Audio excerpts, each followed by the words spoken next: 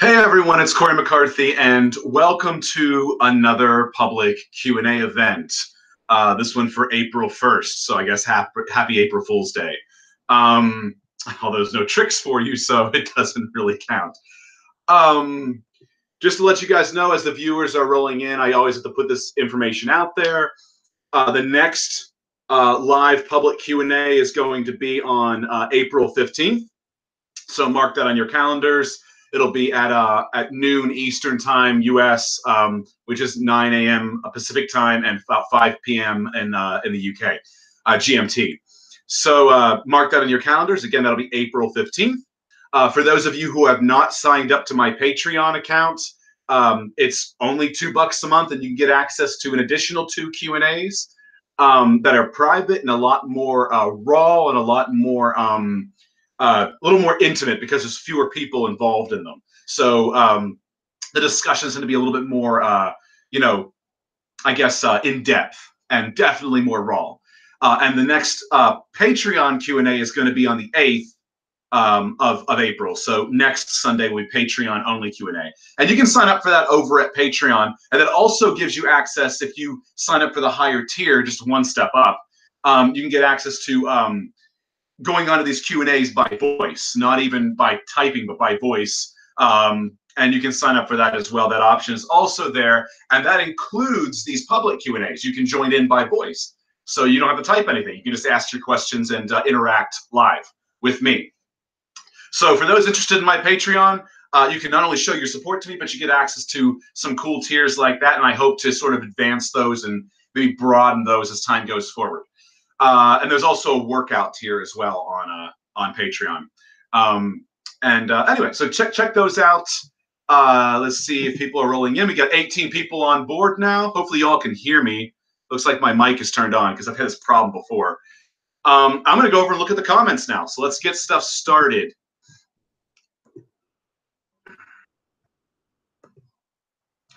Okay, so the comment stream is going to open up. Everyone's saying, everyone's beginning to type. So here we go. Johnny says, yo, Cory, my man, how can I get that 6-pack ab? Should I lose fat first? Yeah, I mean, that's typically how it works. I mean, everyone has a 6-pack. You might be a dainty little 6-pack if you don't lift weights, but if you lift and you've really, used your core while you're lifting, so you're doing things like squats, deadlifts, pull-ups, even bench press, even triceps push-downs, for fuck's sakes. Because your core is involved in those, you will indeed have a better 6-pack, definitely ab development underneath the fat that you have there. So lose the fat to reveal the 6-pack. That's why the old saying that the abs are built in the kitchen. That's where it comes from. Next question. Johnny says, does lifting weights grow your arms bigger than calisthenics? Calisthenics are great. There's nothing wrong with calisthenics and putting calisthenics into a weight training routine, but to achieve optimal progressive overload, you're going to get to a point where you can't do as much with your body weight alone. You're going to need weights. Now, you can do things like, for instance, go from 2-arm pull-ups to 1-arm pull-ups, or 1-arm chins from 2-arm chins, 1-arm push-ups from 2-arm push-ups, and that is a form of progressive overload.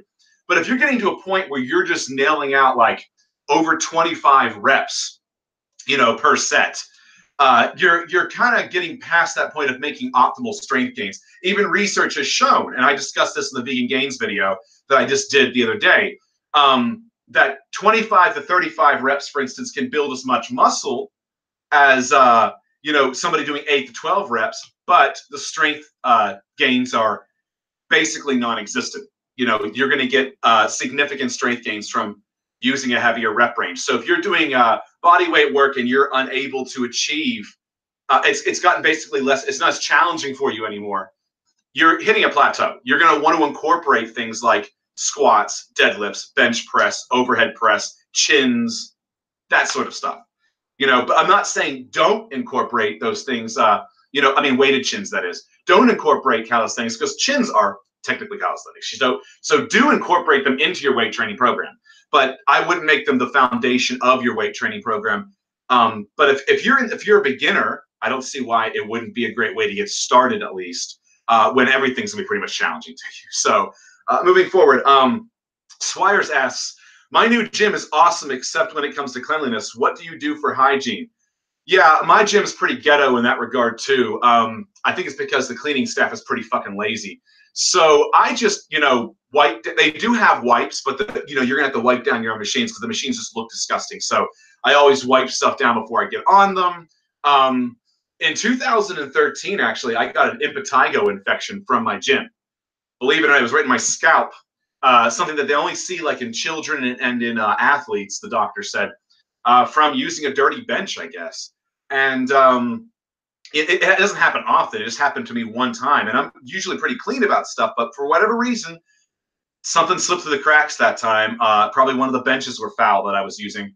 So yeah, I mean, it's just, I guess the best thing you could do is, other than wiping down the benches yourself, is take a shower thoroughly every time you work out, like I do. I don't just go to the gym. I mean, and I know it sounds stupid to say this, but there are people, I know people personally that work out and then they might not have a shower for like a day after their workout. And they're just fucking lounging around and they're sweating whatever else they picked up from machines. It's disgusting. But there are people with bad hygiene out there. So I guess my advice would be just wipe down the machines yourself. If they don't provide wipes at your gym, maybe bring your own towel and like some hand sanitizer or something and do it yourself. And shower thoroughly after the gym, like literally either at the gym or preferably when you get home, because then you don't have to worry about the athlete's foot from using funky gym showers if their cleanliness is already pretty questionable. Mark says, Happy Easter. Happy Easter to you as well, Mark. Swire says, hello back at you. People are basically saying hello, Manus, what's up? Oh, I moved really fast there. Yunkar, I'm probably pronouncing your name wrong. Ask me, Unkar, I guess. Do I speak any non-English languages? I speak a little Spanish, but it's not that great. So don't ask me to talk it to you right now because I'm really bad at it. But I speak a little Spanish. It was kind of a requirement growing up here in the United States. At least where I was growing up, there was a requirement to take Spanish or French or Italian. They even had Russian and German for at least 2 years. I had to as part of my high school curriculum. Where do I buy my clothes, Unkar asks the same guy. Well, the ones that I'm wearing right now, this brand is called Alternative Apparel. I get them on Amazon. I can throw you guys a link for it later on because there's a lot of options on there. But I buy these cotton poly blends. They have rayon in them as well. They're like apparently sustainable and all this other good environmental stuff from recycled materials or something. But it's got like poly and cotton and rayon, so it's really soft and it's sort of like it kind of form fits. It kind of drapes on your body. So if you have muscles, these raglan style shirts are fucking awesome. They're fucking awesome. So you don't have to always wear a tank top if you want to show your muscles off. You can wear one of these. I think they call them baseball tees as well because they're like 3/4 length arm sleeves. Anyway, I'm going off on a tangent here about this and telling you too much, but I got it on Amazon. You probably can find it in stores too, but I got mine on Amazon.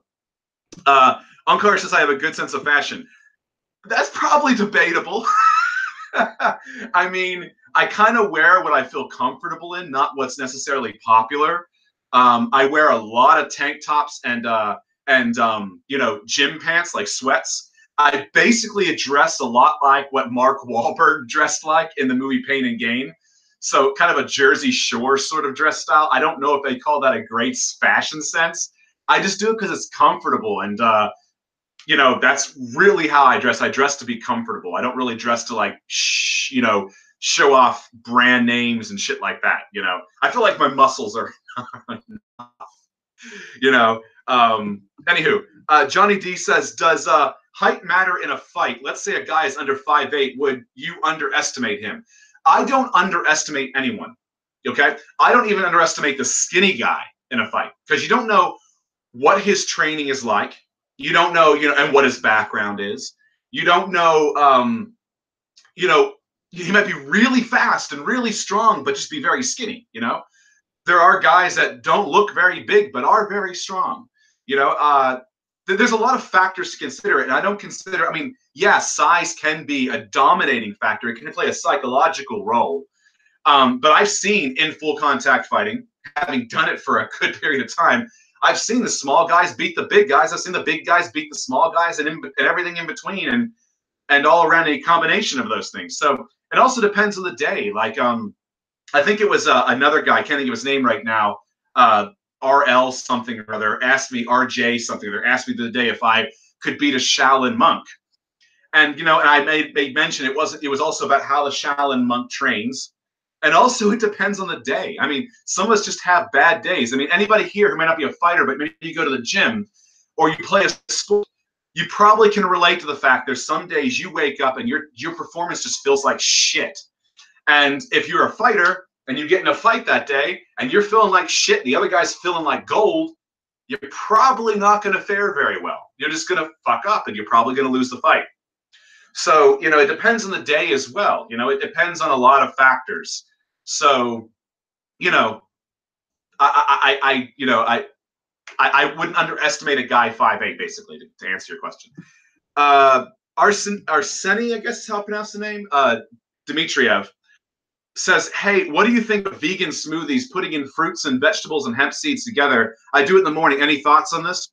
Sounds fine. I mean, hemp seeds are great. Fruits and vegetables are great. If that's what you enjoy doing, as long as, I don't know what your goals are, but if you're tracking your calories, your protein, carbs, fat, all of that, and making sure you're getting what you need per day, and your smoothie meets your goals, more power to you. If that's what you enjoy. Those are actually very healthful foods. Swires says, all my lifts go up fine except chin-ups. Yeah, I'm a bit overweight. Any other tips besides losing weight? Well, losing weight's a big one. And you already answered your question right there. People will find, I even find that when I weigh less, when I'm a little bit leaner, I could rapid fire more chins and pull-ups than I can when I put on weight. It's just, the nature of the situation. You're basically wearing, it's like putting on a weight plate belt and adding 45 pounds, or maybe in this case, you're adding an extra 10 to 20 pounds or something of body fat. Yeah, it's going to affect your lift. My advice would be that if you are a little bit overweight right now and you are trying to lose that weight, but you're at a point where you're not able to hit the number of reps you want to get at the weight that you're at, maybe do some assisted chin-ups.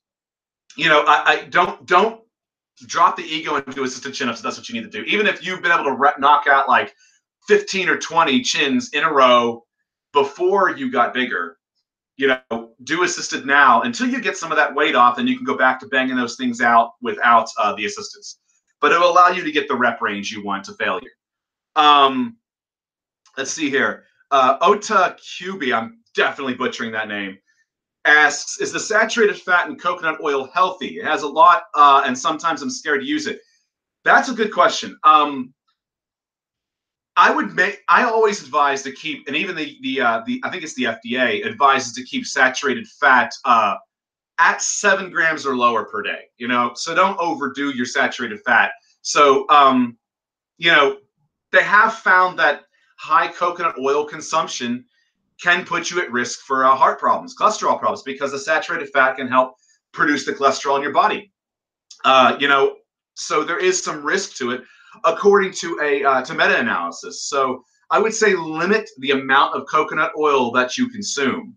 There are other oils that are lower in saturated fat if you really want to use an oil like olive oil, for instance, that you can, I think, has like a gram or two of saturated fat per tablespoon, as opposed to basically coconut oil being pure saturated fat. So that's my advice on that. There is a little risk, so don't overdo it, okay? It's the same thing that a vegan can probably get heart problems or definitely diabetes from eating a lot of things like cakes and stuff, because there is a lot of fat and saturated fat and processed sugars in at least in cake, for instance. So it is possible for a vegan to be incredibly unhealthy just by eating bad food choices. Let's see here. Let's see. Ariel asks why my channel is so underrated. There's probably a lot of reasons for that. First of all, I'm not very well liked by a lot of vegans because of my political beliefs. I'm very unashamed right wing and conservative. And I'm very based. I say things as they are, even if it's not exactly politically correct. So I definitely and you know, I did support Trump during the elections. So there's a lot of people who hate me for that as well. Not to mention that my channel isn't as flashy as some channels. I guess it's another thing that I've noticed too. There's like, I don't do a lot of drama videos. I'm not constantly calling people out.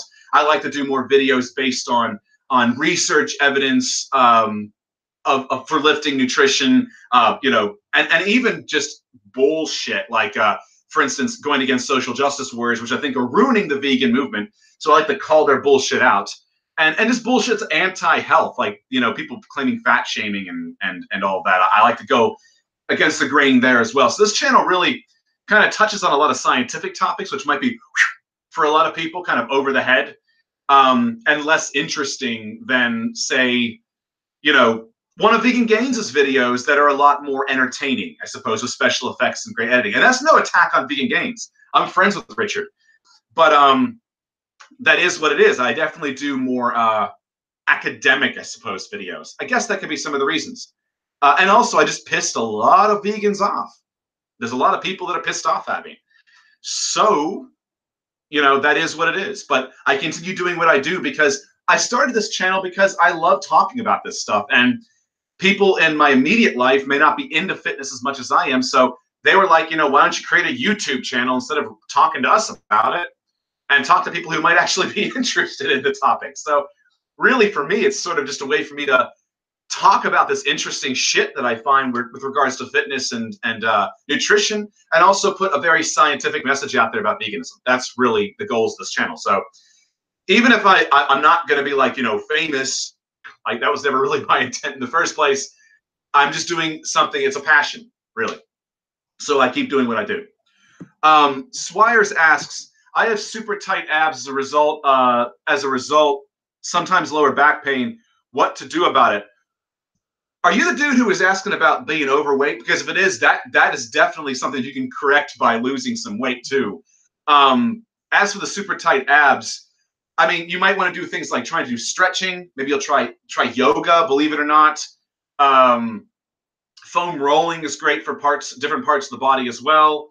These are things you can consider as well. If any muscle is tight, sometimes it means there's a deficiency somewhere else. So it's hard for me to diet because I don't have enough information and I'm not watching how you train, and I don't know where you might have deficiencies in your body, like areas that are weaker and might be causing tightness in other areas. These are all things you got to consider. So maybe look at your core lifts and find out which ones you're the weakest at, and then sort of break it down. Where in that lift are you weak? Like, for instance, in deadlift, do you find you have trouble pulling the weight off the floor? Or do you have more problems locking out the top of the deadlift? You know, it really, that can help you kind of locate where muscular imbalances might be. And they can sometimes cause muscle tightness in other areas as well, because there's definitely a synergistic effect between the muscles. So moving forward, and also I want to put out there, I'm not a doctor, okay? I'm not a physical therapist. So this is just my advice from my educated experience. I'm not trying to diagnose you. I don't want you to in other words, I don't want you getting hurt because I give you some advice that you go and take blindly, and maybe something else was the problem and something gets exacerbated or you have new problems. So that's why I put those disclaimers out there, because I don't want somebody thinking that I'm something that I'm not, and I'm not claiming that I'm something that I'm not. Unkar asks, what are my thoughts on Asian culture? Their diet is very vegetable-based, and they do martial arts a lot. I mean, I think it's great. I don't think necessarily a lot of the way they eat is conducive to bodybuilding or even powerlifting. You know, there have been studies on the Okinawan people, and it is conducive to a longer life. You can mimic some of that via intermittent fasting, for instance, is a great way to mimic some of those benefits of longevity. I've been doing intermittent fasting since 2015. I will not go back. I love it. Not only is it convenient for me, but I feel better. I feel better. And it hasn't affected my performance or my gains or anything. I've been gaining just as usual, like business as usual. The only difference is I don't eat breakfast. I don't eat until about 2 o'clock every day. Yeah, that's my thoughts on that. I mean, as anybody can tell you who watches my channel long enough, I have a very strong respect and passion for the Japanese people and the Japanese culture. All the martial arts I've studied have been Japanese. I have an immense amount of respect for their people and their culture. So, you know, and they are part of, you know, the broader term Asian culture. So that's no secret. But yeah, that's my thoughts on that. If you want to mimic, but you don't want to eat the lower calories that they eat, maybe just go with intermittent fasting and mimic some of those health benefits and longevity benefits. Oh, okay. Julio is asking, how much does salt have an effect on weight loss? I mean, really, it's more about, like, when it comes to salt, about getting too much and causing yourself issues with, you know, with blood pressure and hypertension. But you also don't want to get too little of sodium in your diet either. So you got to find a balancing act and find out what's right for you. But it can also help you put on water weight, not necessarily fat. You're not going to put on fat from eating salt necessarily, but by at least standing alone. But it can affect you holding water a lot. So that might cause you to have water retention. And that might make you think that, oh, the scale's not going down because I'm not losing fat, when in fact you're just retaining a lot of water. That's something to consider as well when it comes to salt intake. Let's see here. It's kind of moving really quick here. I'm trying to, like, catch as many questions as I possibly can. Onkar asks if I'm a U.S. veteran. No, I'm not a veteran. I have not served in the military. I have family members that have. I have two grandfathers that served. One served in World War II. The other one did minor service. I don't know if he actually was involved in the war in any capacity. And my grandmother was a medic, was a nurse in World War II, who was married to my grandfather, who was actually fighting in World War II. But no, I myself haven't served. And I haven't been a police officer or anything like that either. I do have police officers in my family, but I myself have not done those things. No. So if anyone has any thoughts that I am a veteran, no, I'm not. Yeah. Anyway, let's see here. Arseny Dmitriev, I'm totally butchering these names, asks, what are your thoughts on benching 3 times a week, full body workouts, strength based with compounds? Thanks. That's fine. You know, I would allow yourself a day of rest between, like, you know, do like a Monday, Wednesday, Friday or something like that. But that's perfectly fine. I bench twice a week. I do a primary heavy bench day, and then I have a day where I'm focusing on the overhead press, but I do some lighter benching on that day as well. After my overhead press work, I'll do like some close grip benching or some incline benching on that same day. So yeah, I mean, I bench twice a week. But 3 times is fine too. You'll definitely improve your lift. You might need to do some deloads every now and then, but that should be fine. Maybe do a day where you go really heavy, maybe a day where you're more moderate in bench, and a day where you're pretty light on bench, just to give yourself some variety, or just do 3 heavy days. It's up to you as well. Find what works for you. Marcellus Wallace asked me what my thoughts are on the Count Dankula situation. For those who don't know, Count Dankula, if I'm not mistaken, it's a YouTuber in Scotland, if I'm not mistaken, who made a joke video where whenever he said the word Jew or something to his dog, his like pug or something, it would bark. And I think he referred to the video as Hitler dog or something like that. I don't know. I don't know all the little individual details, but long story short, the guy got arrested a while back, and he's being done for hate speech now, a hate crime now, for making a joke video where he literally just said Jew to his dog, and his dog began barking. I think that the UK and Europe in general, but the UK is becoming exceptionally politically correct to the point where it's to absurdity, just absurd levels. I don't know if you guys have noticed they're looking to ban knives now. They're actually doing these, for instance, the Hackney police in London are doing these sweeps where they're trying to find weapons, and they're showing things on their Twitter page. I fucking thought it was a joke at first, like something out of The Onion, where they're finding like butter and cheese knives, and they're saying like, look at the weapons we found today. Or they'll find like a tire from like a bike. Look at the weapon we found today. It's absurd. They have better things to be spending their time on. But I just think that, and the Count Dankula situation, I know that's an aside from it, but it's sort of like this whole growing body of absurdity over there, in my opinion, that's making it's just ridiculous. And you know, they banned Lauren Southern from the UK for asking if Allah, for handing out flyers asking if Allah is gay, when it was totally cool to suggest that Jesus was a cross-dressing gay dude. You know, there's a hypocrisy going on as well, where they favor Islam and they want to protect Islam. They even fear Islam. It's just ridiculous. But it's part of this whole growing absurdity. Anyway, I could go on and on about this topic, but it's definitely something that I find to be infuriating and absurd, and makes me not want to live in the UK as much as I otherwise love the UK. So,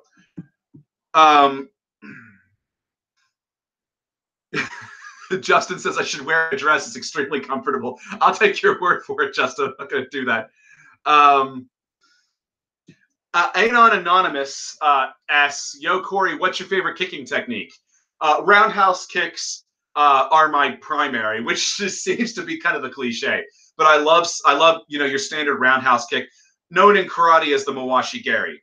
I love roundhouse kicks. I love front kicks, known as the Maigeri in karate. And I also love spinning back kicks, but I don't find spinning back kicks to be that effective for me.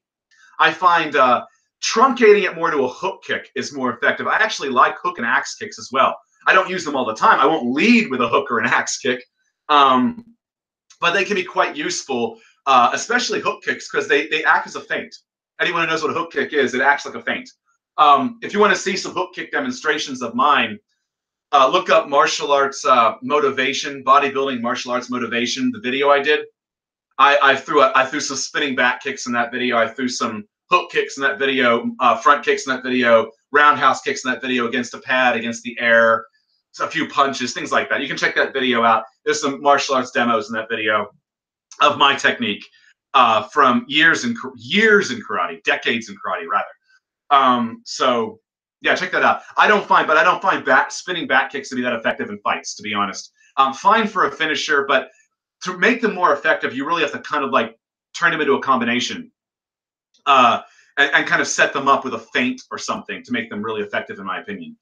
Because there's just too much commitment to a spinning back. I'm going off on a tangent here. That's my ADHD for you. So anyway, let's see. Oh, IJOP. He's the one who asked me about fighting a monk. Yeah. IJ, because he's now asking a question. He says, "Do you think I should much training leg work as much as I already do quite some running, cycling, and swimming?" I probably just typed that really fast. Yeah, I mean, I would still incorporate leg work. Depending on the kind of running and swimming and cycling you do, it's going to be a different kind of stimulus, I'm not saying that's not great to include as well. And I would definitely not put them, so close together. Like, for instance, when I train martial arts, I don't train, my leg day anywhere near a squatting day near a day that I'm going to be doing fighting or kicking pads, because it causes my muscles to cramp up. So you might find that one can hinder the other. So when you're cross training, make sure you separate, you intelligently program your schedule. Let's see here. Mark F asks, "What's the highest rank I've achieved in martial arts?" I've achieved black belt in 2 martial arts and green in 1. And I stopped with that one because it was just I don't know. It was taijutsu, and I just wasn't that into it. It was interesting, but it wasn't, to me. I didn't find it to be as effective as karate.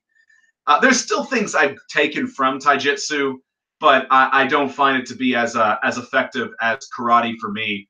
When I'm in fight scenarios, when I've been in self-defense scenarios, karate is like it's almost like a second nature at this point, where I just react with karate. So it's a reflex. And that's really ultimately where you want to get any fighting style to, a reflex. So yeah, that's that. Yeah. Do I have any lower back assistance exercises? Yeah, I mean, I do hyperextensions. I'd love to have access to a glute ham raise device. I don't. My gym doesn't have one. I do Nordic curls sometimes as a way to at least hit the hamstrings in a way similar to a glute ham raise, but my gym doesn't have a glute ham raise, but it has a 45-degree back extension machine. So I do that. I don't like good mornings. I actually avoid good mornings like the plague. Actually, Bruce Lee hurt his back doing good mornings, as I recall. That's kind of scared me from good mornings years ago. So I don't touch good mornings. It doesn't seem like a good way to load your lower back like that with that much weight. It doesn't seem like a good way to load your lower back. People do them safely, I guess. They do them fine. They don't have injuries, but I don't know. To me, it just seems like a bit of a risk. I don't touch good mornings. But yeah, hyperextensions, yeah, I do. Let's see here. And besides, I get a lot of great lower back work from deadlifts. So, let's see here. Mike Leiss says SJWs ruin any movement. They certainly do, and they are co-opting veganism. It is a serious problem. So when people wonder why I do SJW videos in this channel, it's because they need to be called out. And Isaac from Ask Yourself is doing the same thing. In fact, we're going to collab on this. As soon as he gets his half of the video to me, I can do my half. And they're co-opting the movement, and they're making a lot of right-wingers think that, that they don't want to become vegan because they think vegans are insane. And that's because you have these loud, mouthy SJWs giving us a bad name, and there's so many of them. Jesus Christ. And it's not even just activists that are the SJWs necessarily. I'm talking about like the intersectionals, for Christ's sakes. Anywho, Alien Cave Devil says the vegan diet makes me feel like I'm lacking in something, and to be honest, I don't feel anything when an animal is killed to feed me. When it comes to your ability to empathize with animals, I can't make you empathize with animals.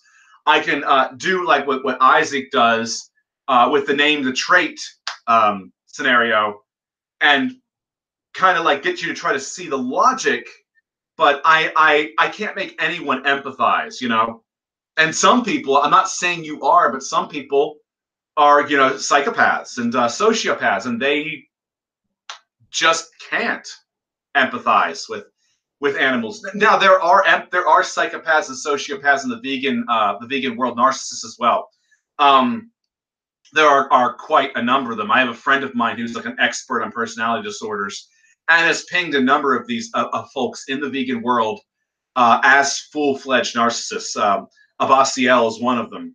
My friend pinged almost right away with some of his nihilism comments. And the thing is that, they come into the movement too, but they may be eating vegan or practicing a vegan diet, but something makes me wonder if they're in there for a different agenda. Some of these people who would definitely fall into that category if they are vegans for a different agenda. And it wouldn't be a shock to think that. It's not a stretch to think that, because a lot of times psychopaths, narcissists, and sociopaths do have an agenda, and they use people to push their agenda. And they do it in a clandestine sort of way. So, but anyway, this is kind of an aside of what the guy was saying. I'm not saying you are one of these, PDs, but if you are, that might affect why you don't see a problem with animals being killed for you when there are options. If you're feeling like you're lacking something, have you gotten blood work done? Are you getting B12? Are you getting enough D? Are you eating enough foods rich in K? Look at your diet. You can, find where there might be holes. If you're not supplementing B12, that could be a reason.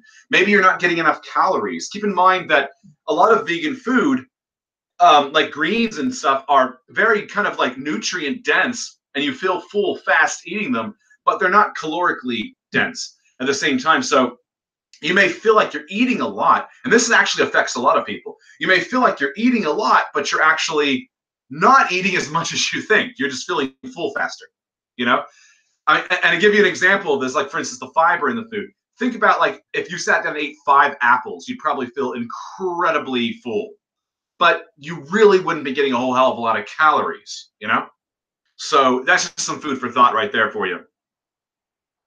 IJOP asked what my thoughts are on my opinions on Buddhism and mindful meditation. It's something that I'm exploring more and more and more. I do have an interest in Buddhism.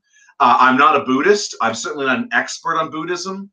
Tara definitely has more interest in Buddhism and more knowledge about Buddhism than I do. She listens to a lot of Buddhist talks. But I won't claim to be an expert on it, but it is definitely a point of interest of mine.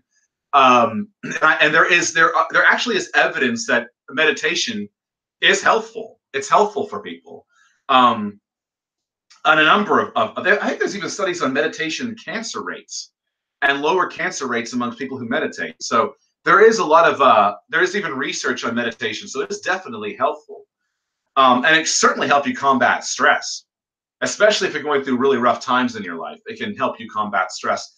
And some people I find, this is pure anecdote, but I've observed from people who go to Buddhist retreats and do meditation for like a week or two, tend to come back feeling refreshed and very centered, even when there's been a lot of problems in their life. And they definitely have ability to reflect more on the things that are going on in their life and make clearer decisions, I suppose. So it does help a lot of people.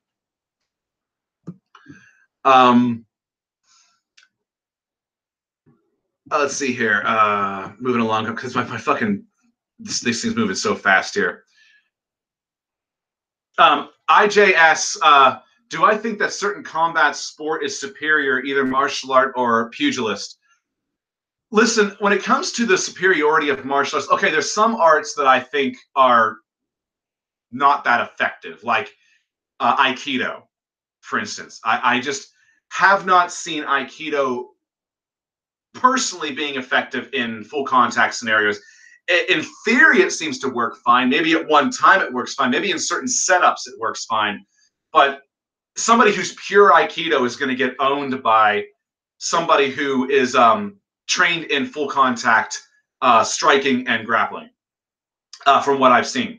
So there are some arts I think that are a bit of a waste of time, or at best maybe cross-train with them lightly. Because you might still get something from them. You can get something from everything. You never know where you personally might get something from. But when it comes to fighting and effectiveness, I think that even like people like to rag on Taekwondo, for instance, but people who train full contact Taekwondo definitely have an advantage. It's about how you train. It's not so much about the martial art as it is how good your instructor is, how you train, the application that you put forth. Do you train against resisting opponents, or do you just hit bags and do like drill work? But you need to have resisting people who are resisting you in full contact sparring situations to really see if you can apply what you've learned and learn to deal with unpredictable situations. That's really what it comes down to. So you can take arts that are great arts, but train them horribly, and the fighter will be horrible. But you can also take arts that people like to make fun of, like Taekwondo, and train somebody to be a badass, and they're going to be a badass. So I don't think it's the fault of the art. I think it's the fault of the instructor and the fault of the even the quality of the class at whole. Like, your peers play a big role too, because if you're in a class of people who are afraid to fight and aren't giving their all, and then you're not getting the full experience. So it's good to be around a lot of people who are into that, and are willing to give their all and even risk at the injuries, because injuries are going to happen. Even in football or rugby or hockey, you're going to get injuries. That's part and parcel of taking participation in these activities. So yeah, it depends on a number of factors. Application, the class, the chemistry, and the instructor. Really. Let's see here. Ollie says, thank you for being a force against the left-wing vegan stereotype. I'm pretty far right, and the culture of Marxism in the vegan community is cancer, and sadly very prominent. Keep the great vids. Thank you for that compliment, Ollie. I don't want this channel to become like an extremist far right channel, like there's extremist far left channels. I want this channel to be sort of, I guess you could say, an outpost, or a place that people who are right wing can come to learn and realize and participate that there are right-wing vegans and it can be accepted. But I'm also at the same time not throwing out, I don't want left-wing people or liberals or even centrists to feel like they're not welcome here either. I don't want to live in an echo chamber. I have friends of all walks, of all political walks, and I don't want to live in an echo chamber. I don't disown people for their political beliefs. You know, I don't attack people for their political and social beliefs. Even if I don't agree with them, even if I staunchly don't agree with them, I do criticize, but I'm not going to, unfriend somebody for it. You know, that like that with a lot of people seem to do. Mark F says, I'm doing keto this month while staying vegan. Would you still recommend carb refeeds even though I'm only doing it for a month? I would say give it a couple weeks and then have your first carb refeed.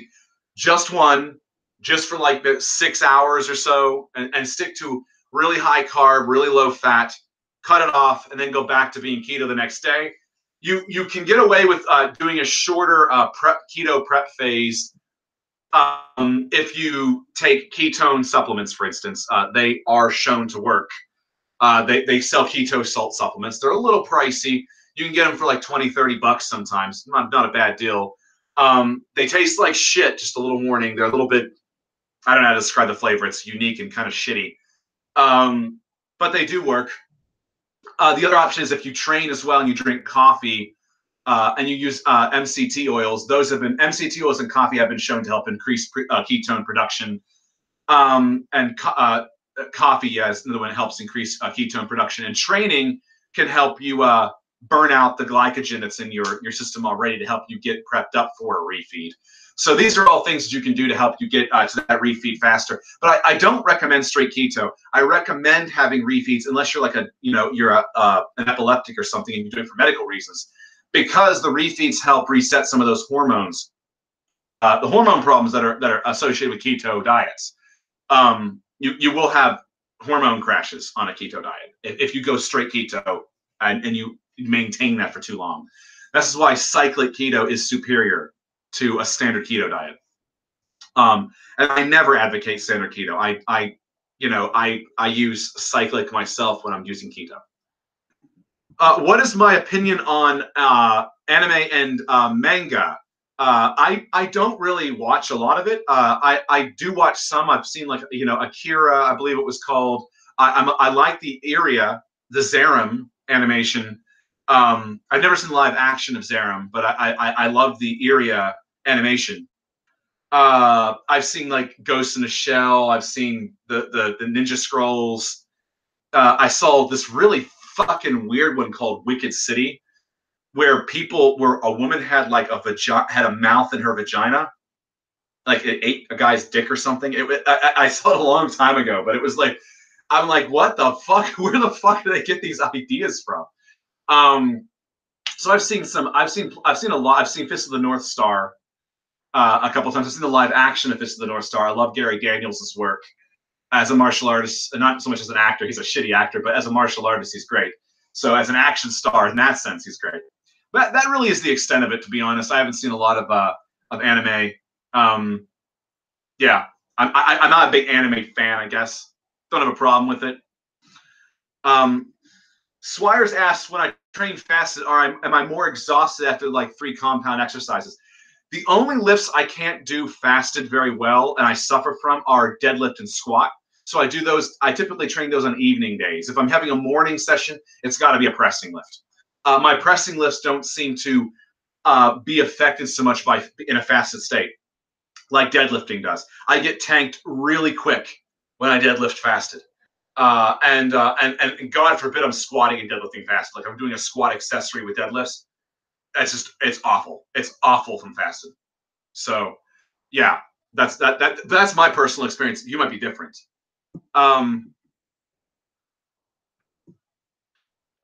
Jackie asked if I was able to look into heavy metals and plant foods such as beans and stuff. I haven't yet. Sorry, Jackie. I've got a lot on my plate, but it's definitely something I should look into.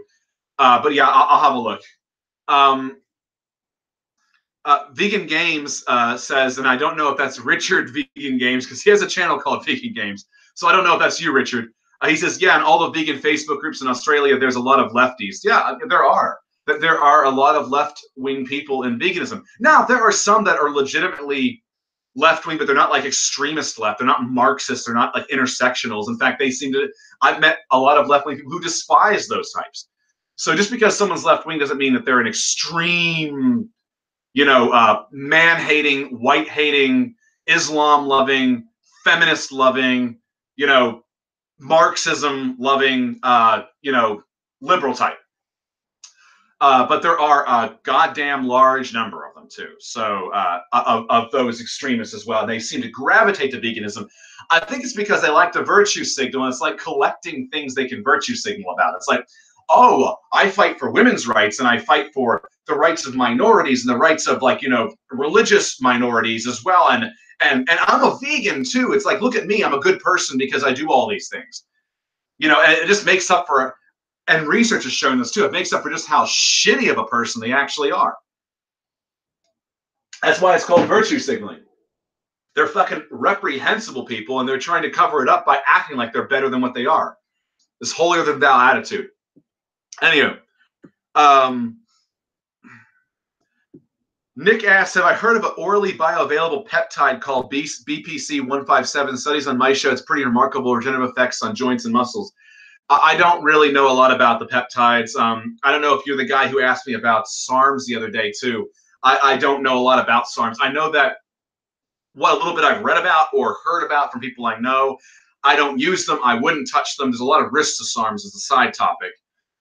From what I've heard, like blindness is actually a potential for one of them.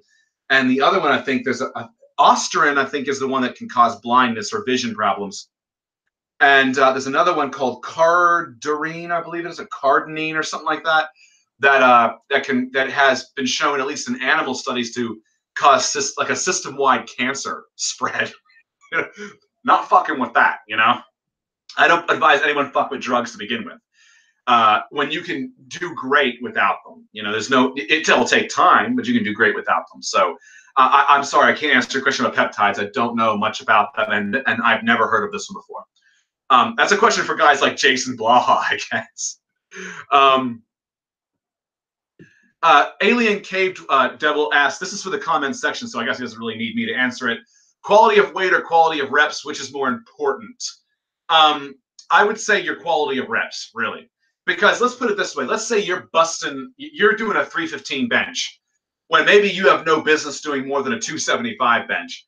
And you're doing like little quarter reps, or you're not pausing at the bottom, or you're not even really lifting anything. Believe it or not, I've seen a guy in the gym, literally, he had the weight racked, and literally he just starts pushing against the weight while it's on the rack. And then I guess he thought he was doing something because he was making grunting noises while he was doing. He might have been retarded. I don't know, but it was absurd. I've seen stupid shit in the gym that people think is effective. So I don't know, but whatever the case is, I think quality of reps are important. So using a weight that is heavy enough for you to have a challenge doing a certain rep range that you are targeting, be it 3 to 5 or 8 to 12 or whatever, and working quality full reps in that range is more beneficial than just throwing around heavy weight recklessly and risking injury long-term or short-term. So that's my opinion on that. Now, at the same time, doing quality reps with, let's say, your 20 rep max and stopping at 10 and doing a few sets where you could have gotten more, but you stopped at 10, no real challenge, but you got quality reps, that at the same time is also not very effective. To be doing it all the time, it might be fine for like a warm-up or just to get a little blood into the muscle, but it's definitely not an effective training method if you want to progress. So Anonymous says the fainting side kick into the hook kick is great. It works like a charm, good taste. Yeah, I love the hook kick. A lot of people don't take the hook kick into account of how good that kick actually is, how useful that kick is. I mean, first of all, it kicks the back of the fucking head. In full now, I can't speak for all competitions, but at least in Kyokushin karate, attacking the back of the skull is considered a foul move. You can get docked for that. Disqualified for that, actually. They can throw the fight and give it to the other person because you threw a foul. But a hook kick is one of the ways where you can legally do it because you're still attacking from the front. You're not hitting the person from behind. In other words, you're not going behind them and striking them in some manner. You're kicking them from the front as the foot retracts and hits the back of the head. That's how hook kick works. Hook kick works by, for those who don't know, it's where you throw a kick out to the side of someone's head, but then you retract your leg, and the heel of your foot smashes into the back of the head, or in the back side corner or something like that. But that's how it works. It works as a retracting kick, and it's a feint because it looks like you missed maybe, and the person thinks, oh my god, how did that one? Bam! It retracts right back and hits the person in the back of the head. So it's a cool kick. It does require some setup, and people who know what a hook kick is will be looking for it. So all kicks still take more commitment than punches. So I never advise throwing kicks in street fights unless you know you're going to land that shit. Unless you're throwing like leg kicks or something. You know, those are good kicks because if you can beat someone's legs out, they're not going to be able to stand anymore. So, you know, Muay Thai fighters, Kyokushin fighters, they love attacking the legs. They know the value of kicking the thighs, the legs, the inner thighs, outer thighs, doing low roundhouse kicks. David says, if I can only sleep for 6 hours and I want to gain mass, should I be eating more to compensate? If so, look, eating is not going to compensate for lack of sleep. You need to sleep optimally 8 to 10 hours a night as an athletic, active person. If you can only get 6 in one go, maybe you can get some naps in through the day. You know, maybe about 20, 30 minutes before your workout, just get a little extra rest in there. But optimally, you should be sleeping more, getting to bed sooner, sleeping more. That's the best advice. You can't make up for loss of sleep with like a change in your diet or a supplement or something like that. It's not the same thing. So you need sleep. It's very important. Let's see here. My thoughts on Varg Vikernes. Look, I think that a lot of the shit he spews is bullshit, you know? I think it's bullshit. And I've called him out on a lot of the things I think are bullshit. I didn't call him out on women not training with weights, but I have called him out on soy, on B12, on some of his farming thoughts on farming, things like that. I've called him out on. I do think that he has a very biased bullshit sort of view, and he refuses to look at science. So, yeah. But I mean, generally speaking, I think ultimately he wants what's best for Europe and Europeans, and I can't fault him for that. So, even if I don't agree with him on some things, you know, that I don't agree with everybody on everything, you know, but it doesn't mean that I, you know, that I dislike them entirely. Now there are some people I just dislike. There are some disgusting bad people out there, and I just dislike them. But you know, just because I have conflicting views of somebody in one area doesn't mean I have it in all areas, or I dislike the person in general as a person. The Game Cat says, hey, Cory, when it comes to cartilage damage, in my case, the knee, do you have any suggestions or supplement recommendations to assist with it? Try Cissus quadrangularis. That's CISSUS. I recommend this all the time. It's been shown in research to help repair soft and hard tissue damage. Give it a try along with physical therapy and modifying your training program to allow you to properly heal. That is my best advice on that. I actually tore, I think it was cartilage in my wrist in 16, and it took like 8 months to heal.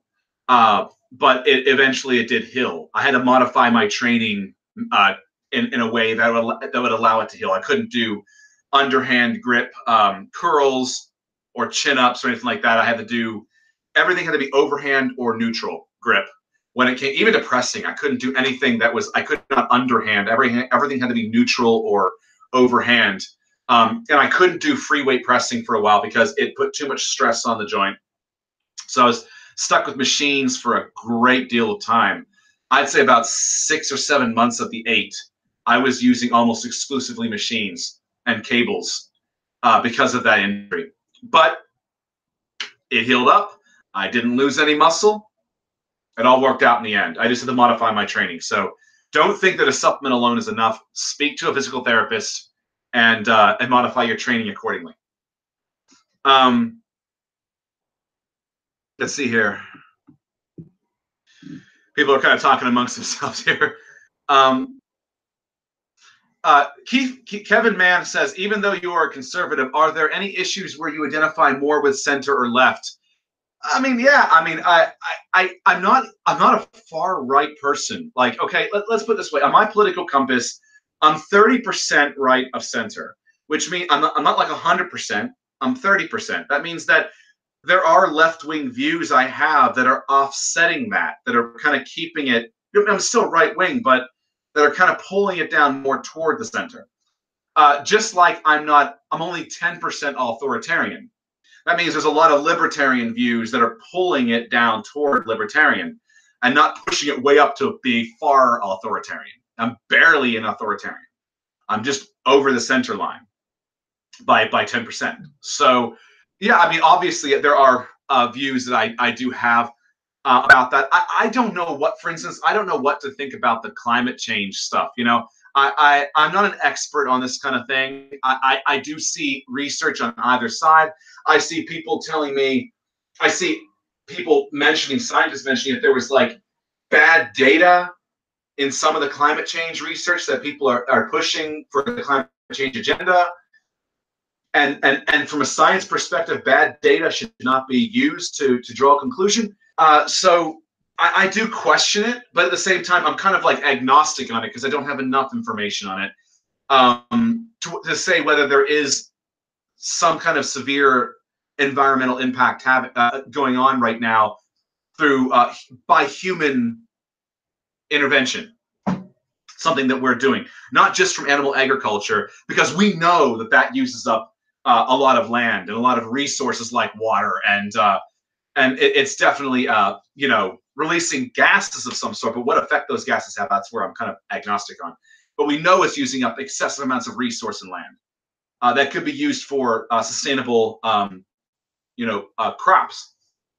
But yeah, there are areas that I definitely side with people from the left on, and areas I'm just agnostic on. You know, I need more information. I don't want to jump into anything without enough data.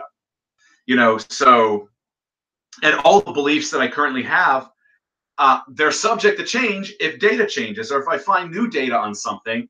But when I currently hold a belief, it's because the data up to that point that I've seen supports that particular belief, that particular notion. So, let's see. People are talking about meditation and Apostiel now. Okay, Kevin just did a super chat thing. I think is what it's called. It's where you donate money. Thank you, Kevin. He did a $5 super chat. I think that's what it's called, super chat. Like, I don't know what it's called, but anyway, he asks, "Hey, dude, do you ever use any specialty bars for major lifts like trap bar, deadlift, safety bar, squats, football bar, bench press, etc.? Do you like them?" I don't use any special bars like that. Like my gym only has Olympic bars.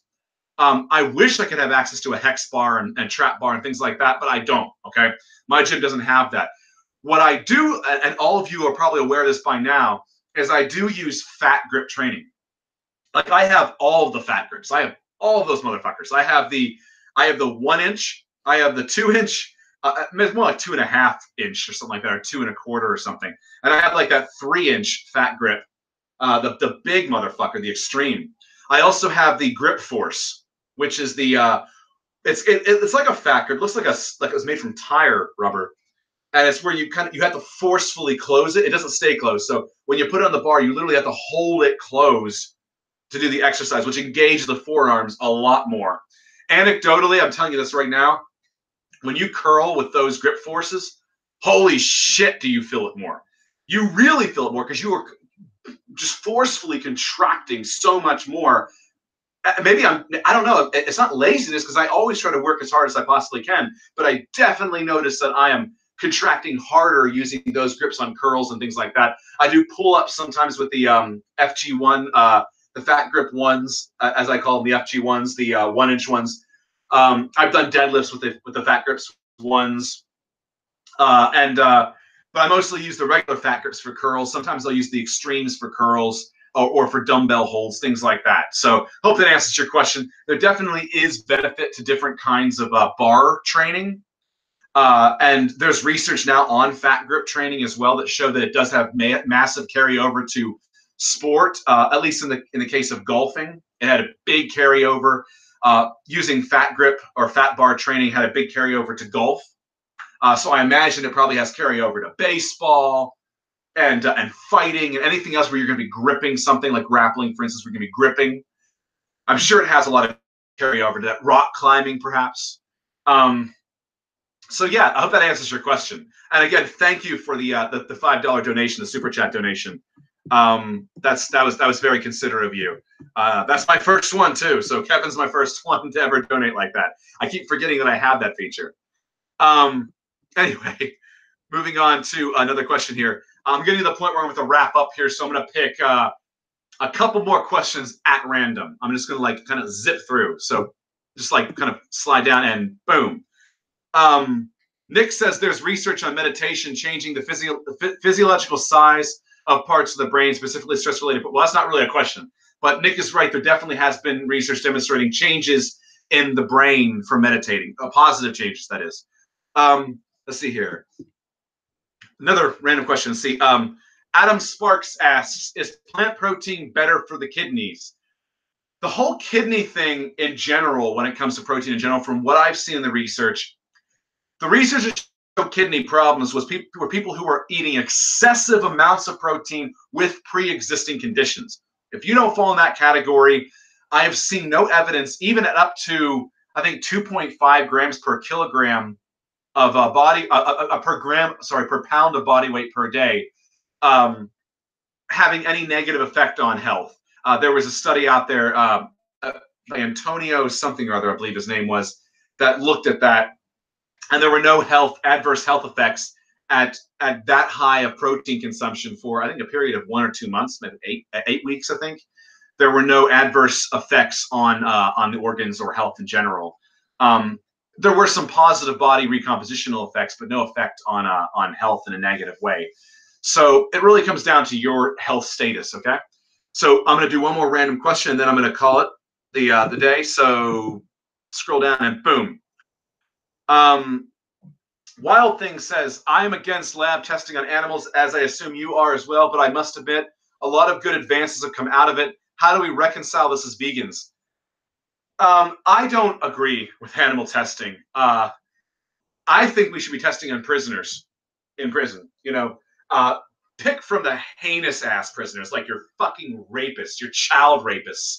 You know, your just most reprehensible prisoners, the real pieces of shit that are living off our tax dollars, that have been convicted beyond a shadow of a doubt for the crimes, or even admitted to the crimes they've committed.